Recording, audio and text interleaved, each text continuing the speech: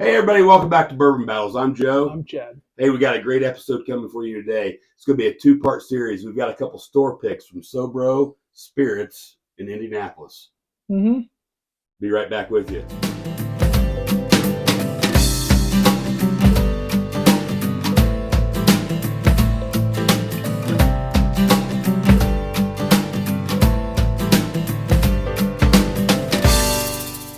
Okay, here we go, guys. We're going to start with this one right here.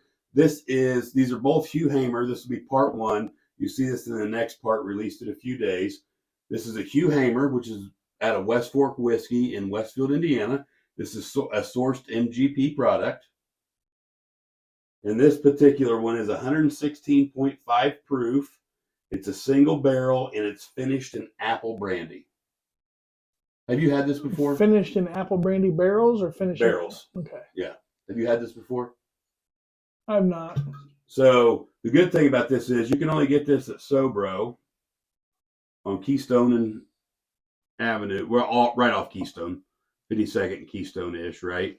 In Indianapolis, Indiana, right? Yeah, why can you only get it there? Well, because it's a store pick. Oh. They bought the barrel. I got you. This particular one. Okay. Other people probably have the apple brandy finish. But this particular one comes from there. This was 216 bottles in this barrel. The great thing about Sobro is you don't have to take our word for it. Just go there and they're going to let you try it before you buy it. It's always the best if you can do that, in my opinion. Yeah.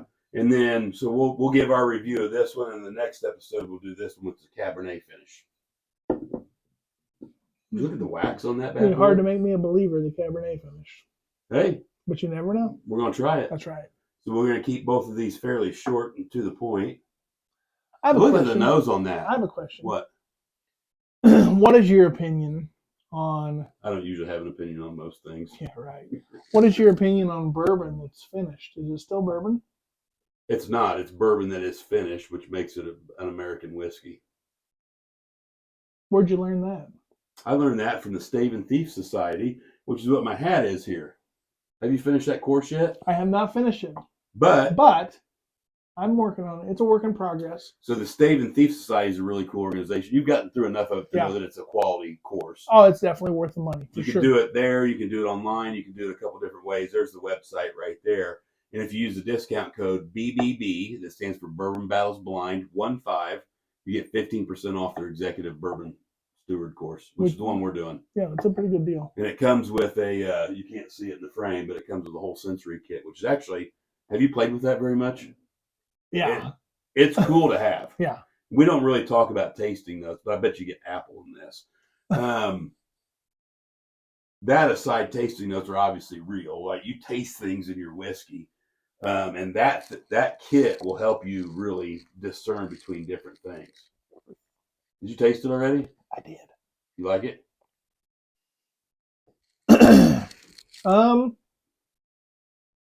Apple. Got good taste, good flavor, good palate, good finish.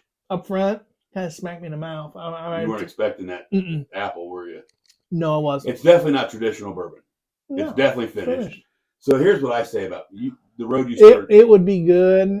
I tell you what I think that would be really good in is a fall type apple cocktail of some sort. Like some apple cider.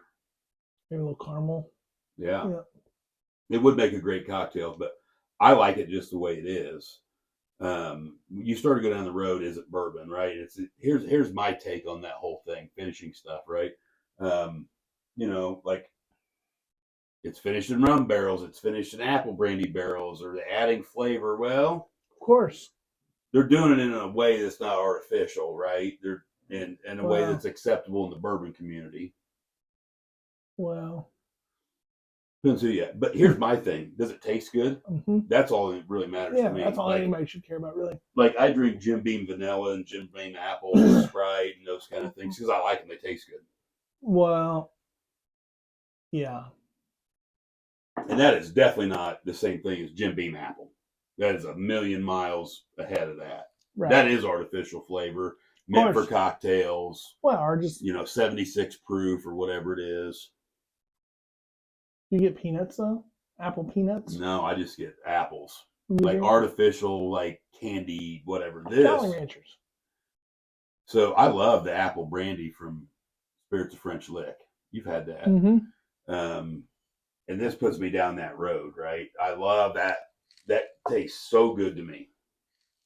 In fact, thank you very much, Lou, and everybody over at Sobro. I think that that. the good thing about this is, like you said, if you've never been to Sobro, then you should go. At least go and check it out. And I think that if you've never been there, especially if you've never been there, you're going to be mildly surprised at this selection and the knowledge that they have. So leave us a comment. What's your favorite Sobro store pick that you've ever gotten there?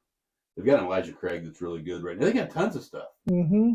And while we're talking about what you can do, if you really want to help support us, you can, if you saw this on Facebook, you can share it. At YouTube, you can like it and comment. It really helps with all the algorithms. It helps get it out there. Can you spell algorithm? I cannot, but I didn't say it either. So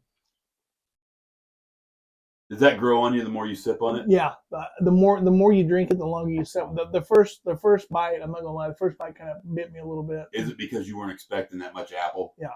Like it really surprised you had the apple flavor? Mm-hmm. Yeah, that doesn't surprise me.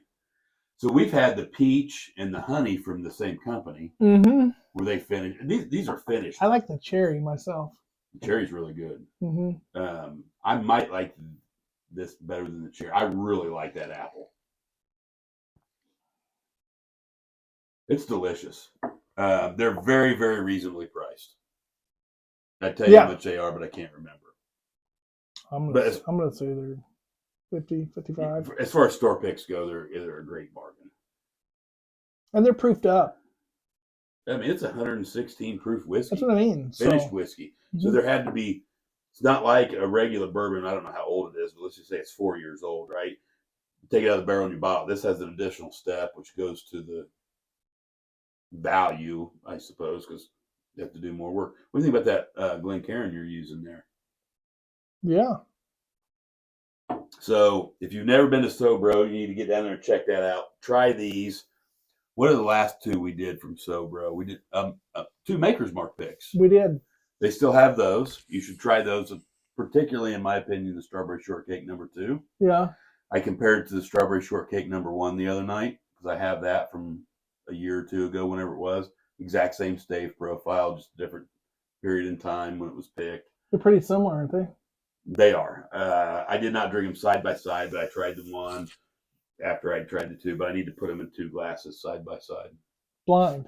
You have somebody pouring blind, so you don't even know what you're drinking. You know why we drink them blind? I don't have any idea. We don't give a rat's ass what's on the label. We just like good whiskey. Hey, you like that? Yeah. Thumbs up. Go try it. I think so. Hey, don't take it's not going to hurt you to try it. It's not going to hurt you to stop in there and at least try, because they have so many other things. You might be like, well, I don't really like that. And they might be like, well, try this. And you're like, that's pretty damn good. I can't imagine if you enjoy bourbon and you enjoy whiskey that there's not something there that you like to take to the house. And their general selection outside store picks is fantastic. It's really good. The wines. And they play hide and seek a lot. Yeah, I used to do that at work. So you need to check these out. And we're going to get right out of here, not take up too much of your time. And we're going to come right back to you in our next episode and try this Cabernet finish. Don't drink and drive? I wouldn't. Catch you later.